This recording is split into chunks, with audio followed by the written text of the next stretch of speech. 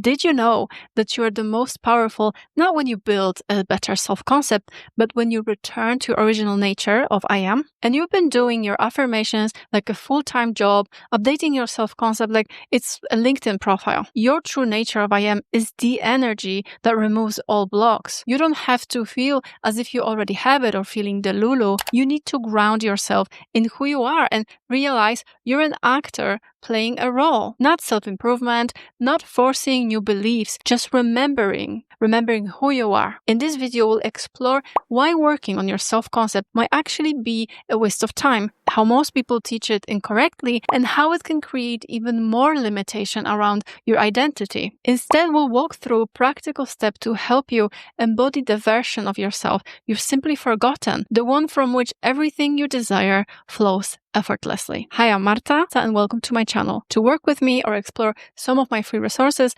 visit the description box below. This is the 8th video of my series Manifesting But Make It Make Sense, where we debunk common misconceptions about manifestation. And in the last video of this series, we talked about how to know if our manifestation practice isn't actually a spiritual bypass. So check out the other videos in this playlist. Everyone talks about self-concept these days. Affirm you're worthy. Tell yourself you're rich, successful, loved, adored, chosen. Feel like the version of you who has it. Yeah, it's cute until you realize you're just swapping one mask for another. So let's rip it off gently, shall we? Excuse me, I need that manifestation to actually feel good. I did 55 by 5, and I also affirmed I am always chosen 375 times while holding a rose quartz. So I would say it's pretty good. So ego's out here thinking that repetition is alignment. But that's not manifestation. That's panic with a playlist. But here's the problem. When you try to overwrite your current identity with a shinier, more desirable, you often create more resistance and anxiety and even self-doubt, replacing one false identity for another false identity. You're not becoming more of your true self. You're just trading one illusion for another, an upgraded ego, still disconnected from the truth. When you try to manifest from the perspective of your human self, your ego, you're always chasing more affirmations, more techniques, more trying. And that's how the ego is wired, and that's how it works with the mind to create a new problem for which there is no solution, just more action, more doing, and more busyness. But this you isn't the creator. The real you, the I am, pure awareness of being, already has it all, because it is all. And let's remind ourselves that we are not really creating anything. We're realizing it's already here and selecting it for our own experience. And Neville Goddard said it best. Change your conception of self, and you will automatically change the world in which you live. But that conception of self isn't your personality. It's your divine consciousness. And if you want to reprogram the subconscious mind for manifestation, start by shifting your awareness. The more you explore, the more you expand. And here is how to peel back the false layers and meet the true you. And these are not the other ways to act, do constantly something or fix something. These are the ways to be. Number 1 is meditation.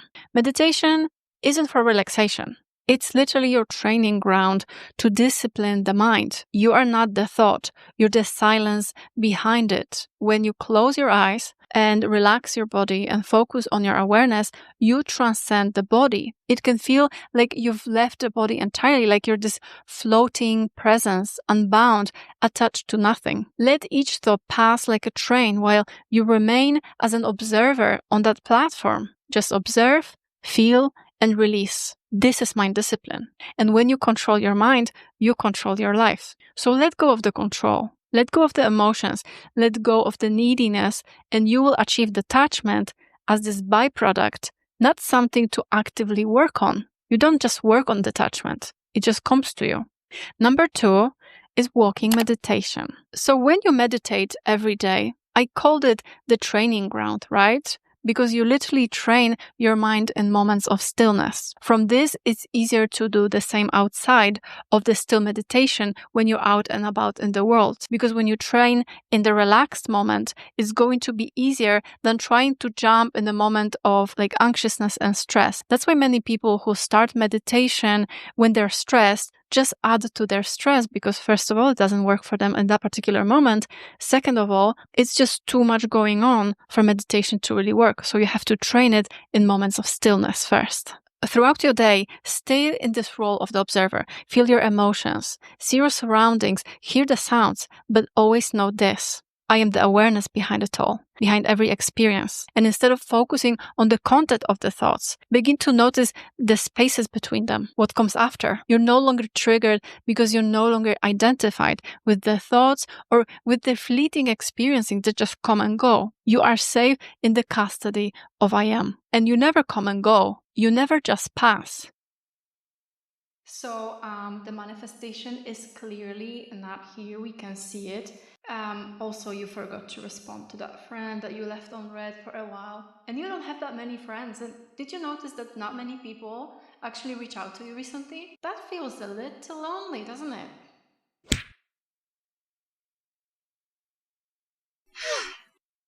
Number 3, self-inquiry.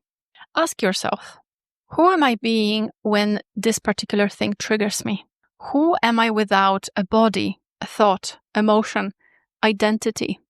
And then what's left when there is no experience at all? You will not get an answer to these. Instead, you'll notice silence, awareness, peace, and that is your answer. That's the real you.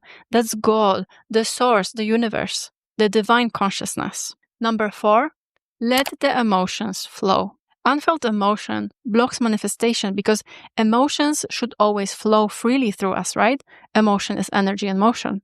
It freezes energy in the body, clouding your state of being, really, and influencing the thoughts that we experience. Trapped emotions trap the shadows within. And when emotions come up to the surface, it's your chance to meet the shadows with love, acceptance, and compassion to let them go. So let it go. Feel it fully without analyzing or blaming others, because we're never upset for the reason we think anyway. So let it move. And positive affirmations can't land if your emotional body is jammed. You literally can't fake your heart's energy. And I talk more about this in this video linked over here. Number 5, imaginative experience. Don't try to manifest.